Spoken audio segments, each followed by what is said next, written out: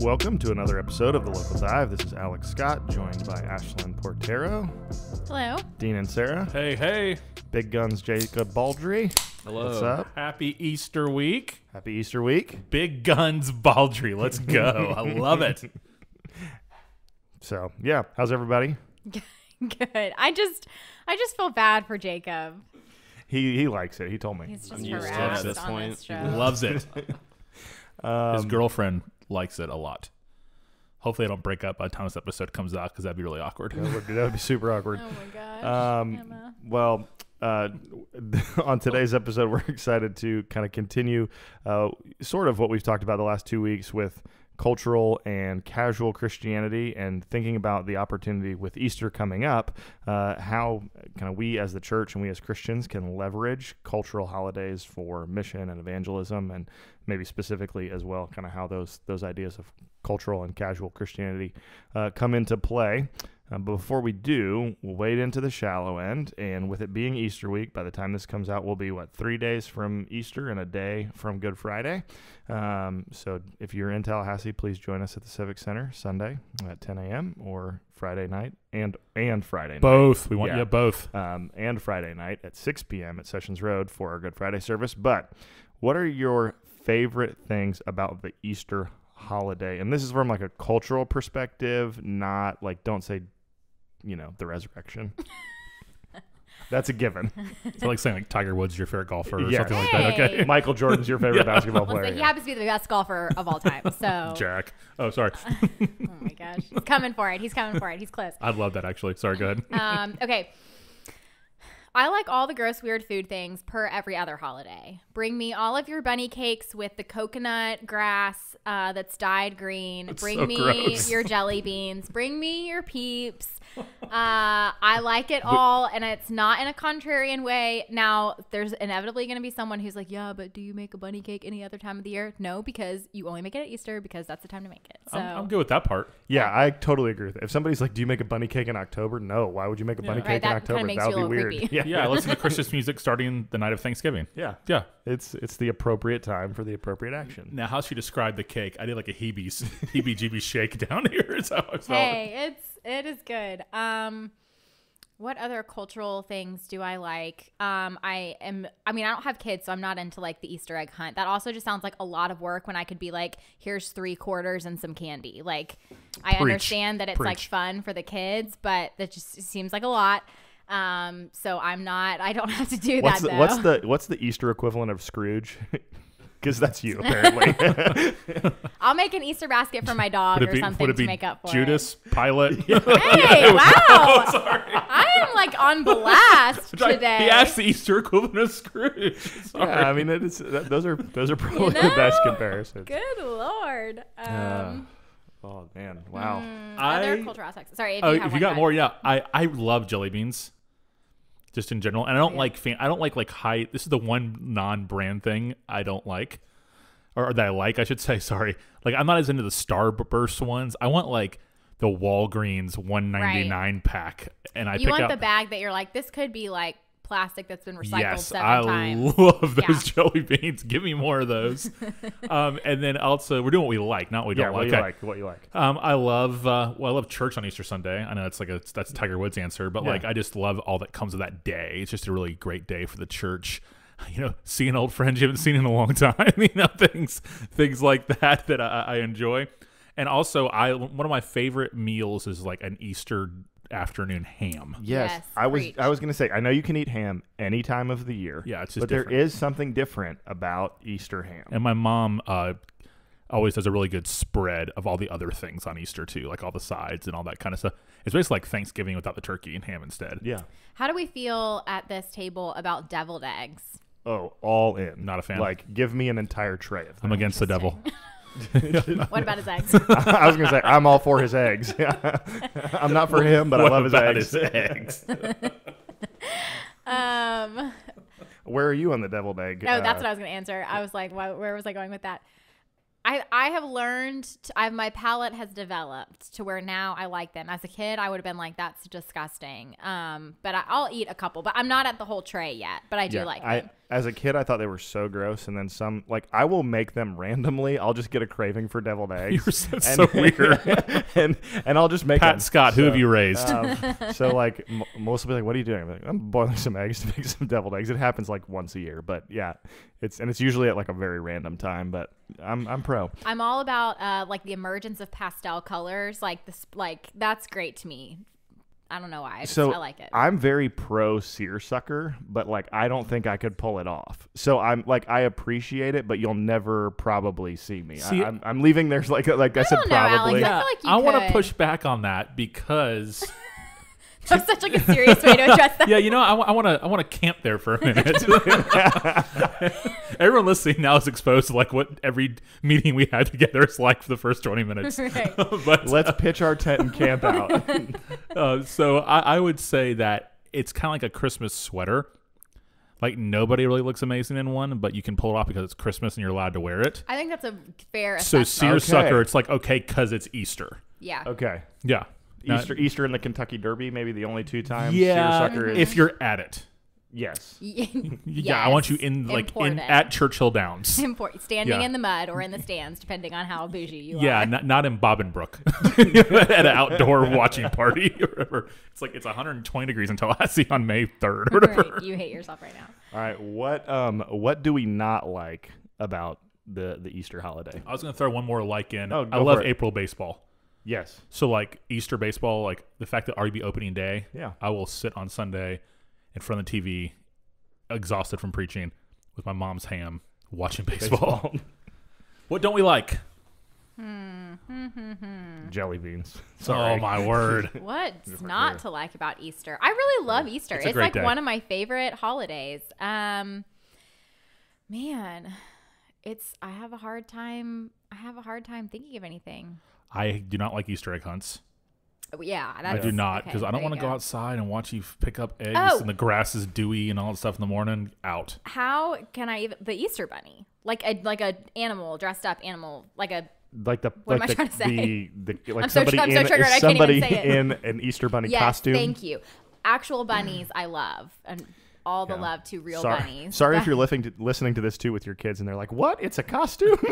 Oh yeah, not the real one. I didn't think about this. Right, that's Santa's helper Santa at the mall. Yeah, it's just here representing. Yeah, it's creepy. Nobody ever makes one that looks like, friendly. It's kind of like. Its eyes are like really big, and I know that there's like a middle-aged man in there, and he's sweaty, and there's just like, and you just have like mitts on your hands, and so it's just like I don't know, it's just a lot. I will never now not associate the Easter Bunny with a sweaty middle-aged man. I mean, that tends to be who it is. It's a fair assessment, but even the ones where like it's your face, but like with ears and stuff, those are super creepy still too. Bad. Like still creepy. The Moses 10 Commandments Charlton Hest on Easter is terrible. But I forgot about that. I threw out there. Also, I went off on this last week, but I just have so much judgment in my heart, and I get on my cultural Christian like furthest nerve when people celebrate Easter but don't go to church and have no intention to. And aren't even Christians. Like, to me, you're banned from a photo in the front yard if you don't go to church on Easter Sunday. Just wanted to throw that out there. You're not allowed. That's when some people find their best family photos, That's what it seems like. Put away your lily dress. It does not count today. No, he is risen caption. Please, now no, he is. I'm with you on that. I mean, like, if you don't go to church on Easter Sunday and put "He is risen" as your caption, I mean, I'm driving to your house.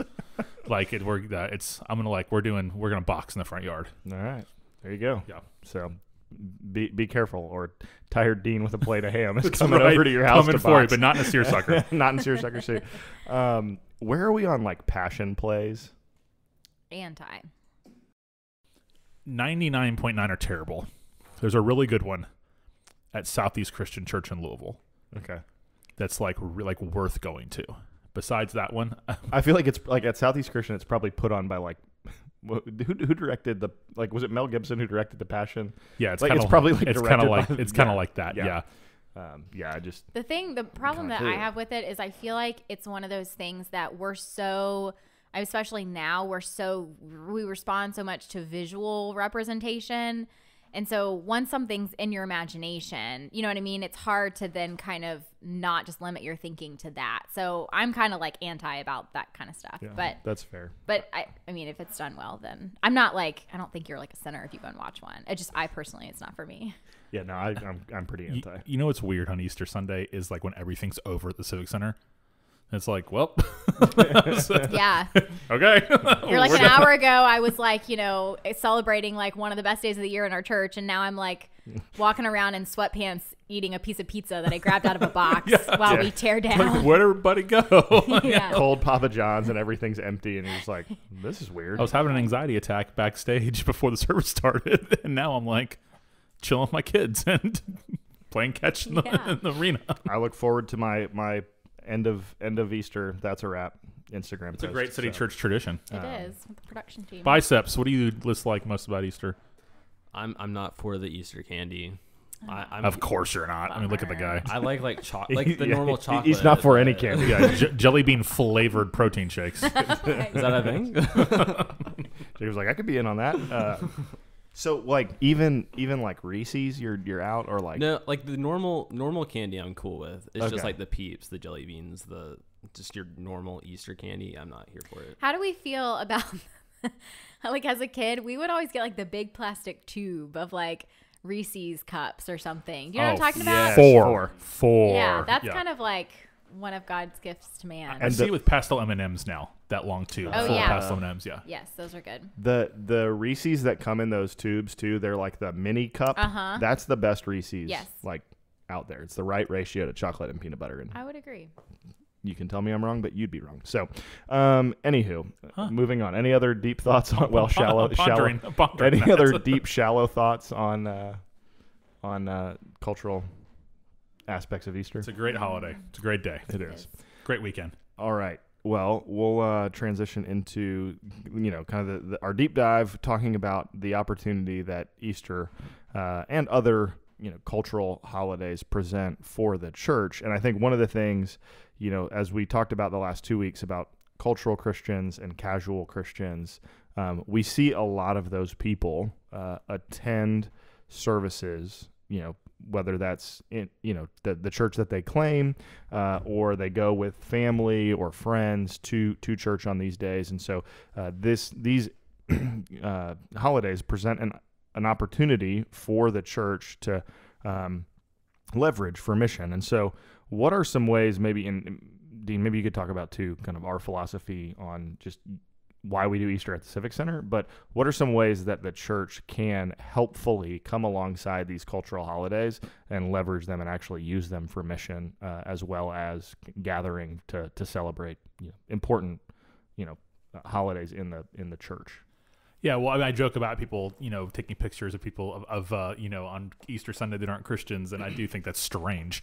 But the fact that still, for the most part, it is the church service aspect is part of the cultural observation of the day. And I want to leverage that. Like, I want people to come to church, right? Not just take a picture out front. I'm convinced, after years of doing this and really trying to go all out on Easter like we do, I think it's the best mission field day for people's family members. Mm-hmm. I think that's your best bet to get people to come to church on Easter Sunday, because a lot of people have lost family members. Some of those family members don't know they're lost. I think they're fine because they, are theists or whatever, or they're just not Jewish or something like that. Mm-hmm. But I think that is a day where people are willing to go as a family. If it's just an unspoken expectation, means a lot to mom or to grandma or just whoever it might be. That's, to me, is what the biggest. Yeah, there's going to be people who come that just walk in the door. Of course there will be, because they just go to church on Easter as a family. Great. They're there. They're going to hear the gospel. Awesome. But in terms of the intentionality of it, I really think the holidays, Easter and Christmas, are amazing opportunities for people's family members who don't know the Lord. I would agree with you on that. And I would almost venture to say that while we talk, and we might get here with this, that Christmas is like maybe becoming more and more of like, in like mainstream culture, it's still so prevalent in like the holiday season. I would say Easter Sunday, like the day, almost lends itself to where more people would have a chance of coming to church. Like, to me, church is more centrally part of the day of Easter Sunday for cultural people, perhaps, than like a Christmas Eve service, where you might get people who do that, but everybody has their own way of celebrating Christmas, and it's so, especially if it's like longstanding traditions in your family, it's so hard to let go of those things. Whereas on Easter Sunday, even if you're a cultural Christian, I mean, some of the people that I see attending a sunrise service are like not we don't do one in our church, but a lot of times it'll be people who probably are cultural Christians or who just maybe are not super connected to a church, and that's just what they do. But there's not, outside of like maybe the Easter basket in the morning, if you have kids, there's not as much stuff, there's not as much longstanding traditions where it's like, well, we're not going to come to church because we get up and do X on Easter Sunday. Whereas with a Christmas or a Christmas Eve, you're kind of already in your tradition. So I don't know. Yeah, I think that's an interesting point, because Easter is Sunday. And so I think most people just associate, by nature of the holiday, you associate like some part of your day is spent at church and with your church, and then or at a church, and so I think that as opposed to like a Christmas Eve that falls all over the, it's like I don't think about going to church on a normal Tuesday night, but if Christmas Eve is a Tuesday night, whereas like Sunday and Easter are sort of linked, right? And then I mean, Dean, to your point about the family aspect, like I think there, even especially maybe in the cultural South, I don't know if it's as true outside of like the Bible Belt, but I mean that's definitely a thing where people will just, whether it's to appease grandma or mom or whoever, like they will go. I mean, I know this year we had a guy who requested 16 tickets to Easter at the Civic Center because he said my whole family's coming. And so there's people coming in out of town. And so they've got a squad. And I think that just speaks to the point that you're making, that there are, people who are willing to come, and that it's a huge opportunity for family to use that missionally and to invite friends to gather. Yeah. And to Ashlyn's earlier point about that, I do think that I haven't really thought through that until she said that. I even have a chapter on it in my book. that part of it made sense to me, because I think that family tradition at Christmas is going to win out over a Christmas Eve church service, unless Christmas Eve church service is part of that family tradition, right? Mm-hmm. Like family dinner, what we do, opening pajamas the first night, like that's going to win out. Easter, those things really aren't in the way that much. Right. Yeah, until later on that day. Right. Right. And like, there's probably the occasional family that has like an Easter breakfast somewhere. Right. But a lot of times that's just at your home, where the Easter lunch, Easter dinner is a little more big deal, family, everybody together. So church, again, it doesn't get in the way of that. So that's a big part of it. In terms of outside the Bible Belt, I would say that for Catholic churches all over the country, they're going to be packed. Yeah. And even ones that don't explode on Easter, like churches in the South do, I would bet money that every church in America, their biggest Sunday of the year is Easter Sunday. Yeah. That would be a guess for me. Yeah, I would think that that's correct. I mean, just because like mainliners, everybody. Yeah, and I was gonna say even mainline churches try to leverage Easter as like we know people are gonna kind of come together and celebrate. That. So as we think about this, I mean, we're talking about it in the context of Easter, but Ashlyn, you mentioned Christmas. What are some other holidays that can be leveraged for mission? Whether that's family, friends, like if we kind of were to look at the whole church calendar, what are some other things that you would say, hey, this is an opportunity for us to leverage to see people reached? To me, it's open doors to bring family. So like Mother's Day and Father's Day are huge. That doesn't mean that we're going to make our whole entire service revolve around moms and dads those days. Right. But it's just an easy invite, for people to say, Dad, please go to church with me. It'd really be great if we went to church together.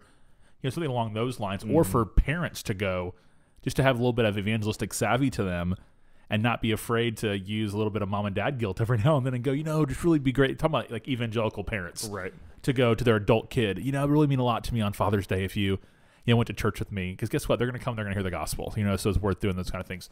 So that comes to mind is those things, and then outside of that, for leveraging the holidays for growth, I think the whole Christmas season, where people are already listening to songs on the radio that are about Christ, and to me, it's a mistake for the church not to join the party in terms of singing Christmas songs and things that get people thinking about the incarnation and about what Christ came to do.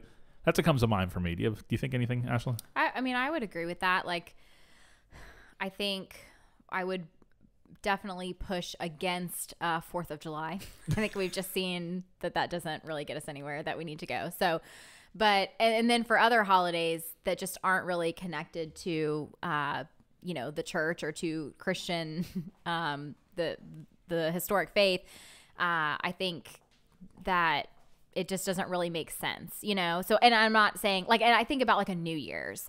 I think it's fine to say, I think you might say to your church, hey, as a new year starts, and you're thinking about resolutions or commitments or what what you're convicted about, life being like in the new year. I think that's a great time to say, maybe invest further or something like that.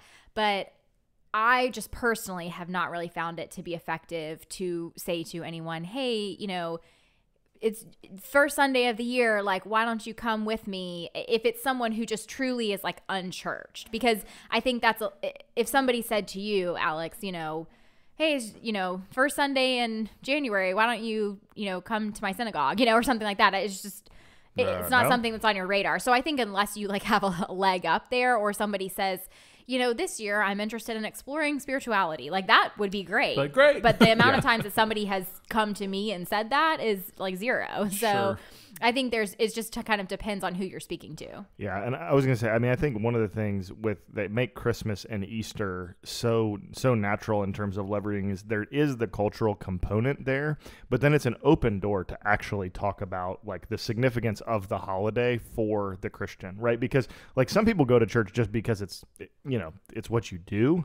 But then if your family comes with you, it gives you an opportunity at dinner, at lunch, at whatever, to go, hey, so what did you think? And they go, well, when you talked about the fact that you guys actually believe that Jesus rose from the dead, can we talk about that? And then it gives you this very natural opportunity to link it to biblical Christianity, not just oh, well, we think America's great and we love the freedom that we have, so 4th of July party, woo, right, or whatever. So I think that to me is one of the other advantages with Christmas and Easter, kind of linking those to mission. And then Dean, you talked about Mother's Day and Father's Day. I think parent commissioning, baby dedication kind of things there's such an expectation, and some of that's I know from Catholic friends, we've been invited to baptisms and stuff, and they view that as the equivalent. And so we're well, if Colin's going to get dedicated, come on, we'd love for you to come, you know, and they probably will, because it's a huge deal in their faith tradition. I air quote that a little bit, but I think that's a huge opportunity for people individually to leverage friends and families, coming to that. And our church members get that. We've seen over and over again people just really invite people intentionally for those kind of days, like a Mother's Day, parent commissioning, baby dedication, that type of thing. It's huge, and that's why we actually take our time and put effort into that and those type of things. So yeah, and the Easter thing's weird to me, man. I get Christmas, I get doing Christmas without Jesus because it's become it's a season, right? Yeah, it's about its own unique. It's just about all the feels and all the things we love about it, right? It's just all those things, the movies and the lights and the carols and gifts and whatever. Easter, it's huh? What? He rose from the grave? I get the incarnation. Is it massive in itself? But there's nothing else really with. There's not an Easter season unless you're doing Lent, which also is religious, right? There's not. So I guess it really is just sort of a celebration of spring. I was just gonna say, it almost would make sense. It would almost make more sense if it was tied, to kind of, what am I trying to say? Pagan worship of nature or something, where you're it's the spring season. I could not understand, but Earth Day. Yeah. More exaggerated version of it. A whole season or something. Yeah, you're coming out of this dark winter and you're oh, yay, everything is coming back to life. Yeah, and the time changes. There's a lot of themes tied to spring and nature and all that. Producer Jacob for our listeners, takes work off every year on Earth Day, which has always been very interesting to me, to reduce his carbon footprint that day and do his part. So that's always, to each his own. It's a very important holiday. Yeah, just want to let everybody know. Get behind the scenes, local dive. I don't even know what to do with that. Deny his request off this year. That's you can do with that. Oh my gosh. Are there areas where either the church or Christians overthink cultural holidays, whether or the cultural aspect of holidays, and try maybe too hard to leverage them for mission? I think so. Part of this is the culture that our church has held for a while, and I don't think that, you know, your culture is to some degree going to sort of change as, you know, your church or any organization, you know, or body or whatever changes and grows and time passes and all of that kind of stuff. But I don't think that, you know, the culture that you have should be, I'm not trying to be legalistic in this, but I am not as much about, like, I don't think that Christians need to feel the pressure to create an alternative or to do something for every holiday. So I think for Halloween, if your church does a trunk or treat, like, I think that's fine. I don't think that's like, you know, I don't think you're working against the kingdom or anything like that. And I know in some, especially in some areas, that can be a great outreach opportunity. I also don't think it's necessary. Like, we don't do a trunk or treat and I lose zero amounts of sleep over that, feeling like, are we missing out on some kind of opportunity to engage our city? Because there's 57 of those and people are going to spend Halloween with their families and with their friends. And so I would rather our church members be in their neighborhoods trick-or-treating, and even if we're all going to go to a trunk or treat somewhere with friends. I don't really care where it is. But I think for me, it's more about, I think that sometimes churches can, you know, because it's easy to default to programs and to events, like those are the things that we do so often. Just speaking in, you know, kind of worldly terms here, just for efficiency's sake. I don't think that churches need to feel the pressure for like every single holiday that if we don't do something or if we don't make a big deal out of something that we're missing out on a missional opportunity, because you can be just as missional. Like if your church doesn't do, and again, I'm anti this, if your church doesn't do a 4th of July, you know, service or whatever, I'm glad that we don't do that. You can still invite someone to church that Sunday. You know what I mean? Totally. Or like if your church doesn't do a trunk or treat or a Thanksgiving celebration or whatever it is. And, you know, and we do stuff like our youth ministry will do like a theme, you know, on the week of Halloween, like that kind of stuff. But if you don't do any of that stuff, guess what? You can still invite a friend to church any Sunday of the year to let them hear the gospel. And so I just don't think it should be a pressure where churches feel like they have to go above and beyond. And also it can be a total waste of money sometimes. It really that's can. Also important too. It totally can. One time through Chrissy's work, she had to go to, she taught preschool at a mainline church in town. And had to go to the trunk or treat, like part of work or whatever. So we all went for a little bit, the whole family. And I was there pretty long enough to get the whole gist of it. And it was fun for candy, and the people got really into it. Outside of it being located at the church, there was not one mention of the church. There was no leaflet given out. There was no mess. There was nothing. It was just nothing. So I'm like, how is this an outreach? We're just, it'd be like if we, you know, let some people come play basketball outside at our church. It's just like when it was closed, it was just kind of like, okay. But that's where I can just really be, you know, and it's a tradition. They love it and they get into it. But like, I wonder, has anyone ever come to church as a result of this? Right. Like, I mean, maybe, but I don't know. So I think a place where churches might make a mistake on holidays is if we don't put the ultimate responsibility in the hands of the members of the church. So like for Easter, for example, we want people to bring their friends. We're going to preach. We're going to be clear as can be on the gospel through every aspect of our service. We're going to do the best job we can with greeting and with kids and everything. But it's not our job to communicate ultimately, to be the one communicator of the gospel to their friend. Right. You know, what would be much more powerful is going to be the conversations they've had all the way up to this day. Right. And the conversations they're going to have afterwards. You know, so one thing is we have to, especially for family stuff, please bring it up at lunch. Like, it's not this random, like, out of nowhere religion talk. We just went to church together. So even if the question is as vague as, so what'd you think? And they'll say something real simple like, oh, it was good. It was good. Okay, what'd you like about it? I'm just curious. Like, I know it's your first time coming, or you haven't been in a while, or, you know, what'd you think of this? Like, anything in the sermon stick out to you? Those aren't that threatening of questions. I'm not saying line up against the wall. You know, just like ask some basic, so it's that kind of stuff. I think a mistake we make is when we don't put enough responsibility in the hands of members to be the one to carry out the conversation. Well, and I was going to say, most people who are there are listening, like, I mean, and they're engaged in the service. If they've come, like the vast majority of people are, and so they might be waiting for you to ask that question, but if you ask, you know, oh, what'd you think of the sermon? It was good. And then you follow up with well, what did you like about it? Most of the time, they're going to have an answer. Now, it may not go exactly where you think, but they sat and listened to a 30-minute sermon. They're probably going to have some thoughts or some things that they liked, or maybe even things they disagreed with, and tell them what stuck out to you. and be intentional about that. Be like, when he talked about this part or in that song, that one line that really just ministered to me. And here's something along those lines.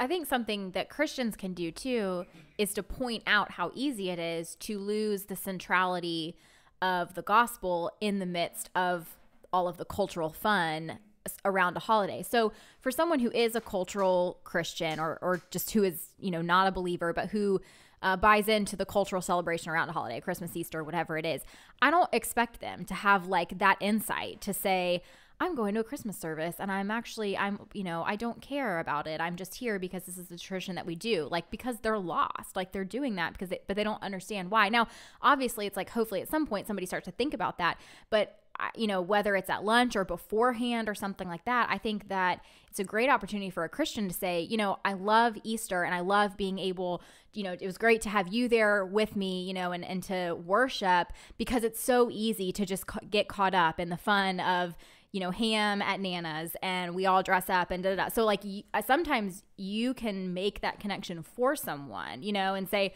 or if it's in a family, hey, I know we all go to church together on Christmas and that might not be your favorite thing, but this is why we do it.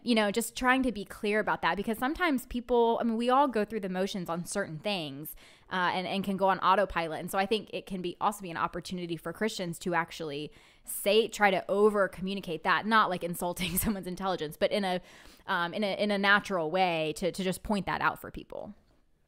One of the things, Ashton, that you were talking about earlier with the, with like a trunk or treat or just some other, 4th of July or something like that. And, sometimes you can just like invite people to church on those days, but also there are cultural celebrations that happen around those things. And there is an opportunity for us to just rather than the church host the trunk or treat or host X, Y, or Z event, like to just join life where it's happening. Both of you can answer this, but what are some ways that y'all think that you can help shape the culture of the church to where it is, like Dean, you said, sort of back on the members of the church to have those conversations, to join life where it's happening, and not always have to be like, well, if the church isn't doing something for X, then it must not be important or something. Yeah, I would say that it doesn't have to be a calendared event. A calendared event does not equal the church is doing something, right? Because we gather together as the church, then we scatter as the church, right? So when our members are engaging people, opening their mouths and sharing the gospel story, telling their story of faith in Christ, ministering to somebody in crisis or need or whatever, or participating in a cultural holiday, that is City Church doing something, right? That's the members scattered, and that's what we really want to see. So that's what comes to my mind first, is that idea, to get out of our minds that the church doing something means a calendared event on our property or an organized everybody meet here at 2:00, rather than us equipping ourselves, being equipped through our church, disciple through our church, strengthening community, and then going, right, being sent locally, on a regular basis. That's what kind of comes to my mind first. And then also to be people of gratitude, so I think that Christians should, be the first person to thank a veteran on Veterans Day, and to acknowledge Black History Month and, things like that. I think we should be just grateful people and just conscious, I can't say the word conscious. Thank you. People, when it comes to the things that our culture is talking about, emphasizing, thinking about. So those are ways. So I think the way a church can do stuff is they're like on a Veterans Day. It's not us idolizing America. Now, us having an American flag flying and singing patriotic songs, we're not going to do that. That's not the purpose of the church gathering. Right. Now, saying if you're a veteran, please stand up so we can just acknowledge you. To me, it's an act of gratefulness, of honor, those kind of things, of celebrating together, of a church family, that kind of stuff. I think are things that churches can do, but members can do it by just being, just really, I guess, conscientious about those kind of things in their lives. Yeah, I would agree with all of that. I think that the church is the place where Christians should find and build and grow in their community, but that's different than expecting the church to manage your social calendar. And so, if you're disappointed because for every holiday there's not something going on at the church or by the church or whatever, to Dean's point, go join in something or organize something or do something with friends, because you're still you're still you, and wherever you're going out into the city, And so hopefully that's an opportunity to, to spend time with friends and to have great conversations and to build those relationships. So, Dean, from a preaching perspective, when you think about these holidays, do you approach kind of your preparation and your, message with kind of the idea that there will be a large group of cultural Christians, casual Christians there? And how do you think about that from like the way that you approach the pulpit? Oh, definitely. And I think any pastor who says it's just like any other Sunday is making a big mistake.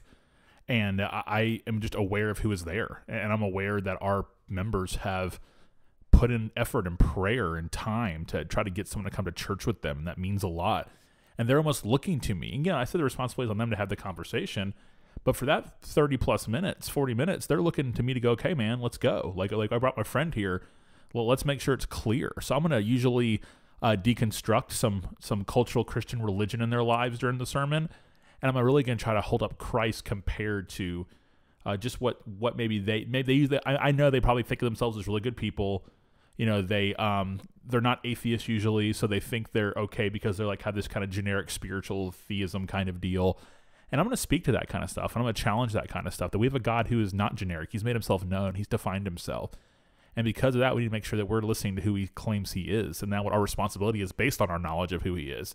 So I'm going to talk about all that kind of stuff. I'm going to really hold up Christ. So I absolutely, when I write my Easter sermon, I gotta write it. Good Friday's done, but I haven't written Easter yet. I'm going to be thinking about the random family member that somebody's bringing the entire time I'm writing. Yeah, but it's also going to be biblical, so it's going to be for the believer. Sure. Right? If it's from the scriptures, it's for the Christian too. Mm-hmm. But it's going to be really with that person in mind. I'm also trying to set you up to have a great conversation later is my hope. Yeah, put it on a tee. Definitely. Oh, man, I completely preach different on that day than I do different other days. Yeah. Any other thoughts on cultural Christian holidays and the way that we can leverage those for mission? Don't waste them. I mean, really good words. Yeah. Ashlyn, any thoughts? I think the only other thing that would come to mind is just Christians are supposed to be people of joy. And so, and I will be the first to say that sometimes, depending on the holiday, like if you're surrounded by family or it's a big draining weekend or you have to travel or whatever, it can just be easy to be on edge or to be stressed. And it's a weekend or a stretch a few days or a day or whatever, where maybe like your regular schedule gets interrupted and you don't have control and all of those things. I know holidays can also be a stressful time for a lot of people. So I think, just be aware of that, do what you need to do to have, your heart and your mind in the right place. And there are literally some times during the holidays where, depending on what the scenario is, I have to remind myself, like, this is not all about you. This is a time for you to be around your family, to hopefully be a light and to be a person of joy around them and to use that time well. And so I think if that is you and it's difficult to, you might not necessarily be gathering with family, but both friends, or if certain holidays, kind of shake up your schedule or it's just a difficult time for you, the Lord's with you in that too. And there's always a missional opportunity. So. Yeah. Well said. As we kind of close out the episode and transition to the local on tap, the question for this week is, if we as City Church had a sunrise service and we could do it wherever you wanted, where would we host the sunrise service? Well, I will not be at it. So City Church is more than, I'm not the only person here, so City Church is more than welcome to have an Easter sunrise service. I just ain't going. Okay. Especially one at the cemetery. Weird. Creepy. Well, so and if we're at the Civic Center, I don't think any of our staff's going either. Yeah, definitely not. So I would have it probably at, just because I walk there every day, at Harriman Circle. Right in the middle there, as long as I hadn't rain because it gets muddy and mosquito-y. But in the middle right there where the grass is. I'm surprised that you didn't say Leon the front High steps School. Leon High School. Yes. I thought about it. Yep. I thought about it. Especially Yeah. get that good view coming up Tennessee. Oh my word! Yeah, yeah. I was trying to get all parkish and all that kind of stuff for y'all. Like, but Leon would be the ultimate. And I'll attend that one. Harriman I'm not going, but that'd be a good place. But Leon I would attend, and I'd preach from the front steps, and probably run some stadiums just to get pumped up for 10 o'clock at the Civic Center. Ashlyn, where are you? My first thought was a Greenway because they're on the east side of town. On brand. And so, you might mess with the tree lines a little bit. It might be a little hard to see like the sun rise, until it got high enough, but that would be cool. I might be stealing yours, so I'm going to let you answer because I have another alternative that would be cool, but I feel like you might say it. So I was going to say it's not very big, but I don't think sunrise services usually are. 25 strong, baby. So we could do it. I was going to say the top floor of the Capitol. That's what I was going to say. Yeah, Except I was like, I bet Alex is going to say where this. you would have no problem seeing the Yeah, sunrise. that would be cool. That'd be But I neat. just, great like view. So I just don't think anything. I don't think anything good happens before 7 a.m. So that's just personal. I wouldn't know. You've heard about it from time Yeah. to time. Sleep is a good thing happening. You know, they before say 7 your a.m. parents say nothing good happens after midnight. It's like, okay, fine, but nothing good happens before 7 a.m. Yeah, That's right. you know, midnight to 7 a.m. Let's all be asleep. Everything will be good. It is blocked off. Yeah. So Ooh, Leon's sunrise service, y'all. Man, that could be really good. Put my time off request in now. That could be really good. I'm going to be leveraging. it can be the Leon High School Alumni Association sunrise service. So I might also be thinking it might be nice to sit in a lawn chair in the center field of Winthrop Park and have one there at the baseball field. It's a pretty historic spot for me in my life. that would be nice too. Yeah. Cool. Well, we look forward to another episode next week. We hope to see you all at the Civic Center. Can we have one at Kush's, a sunrise service? Yeah, we'll That'd be be good, too. okay. I'm Oh in. my Beignets. God. Let's Why don't we go. just go to all these places in the middle of the day? Like normal Good people. call. Well, it was in the context of a sunrise service, Ashlyn. I mean, Thank come you. on. Unsubscribe. But anyways, we hope to see you Friday at Sessions Road for a Good Friday service at 6 p.m. or Sunday morning, 10 a.m. Easter at the Civic Center. Have a great week.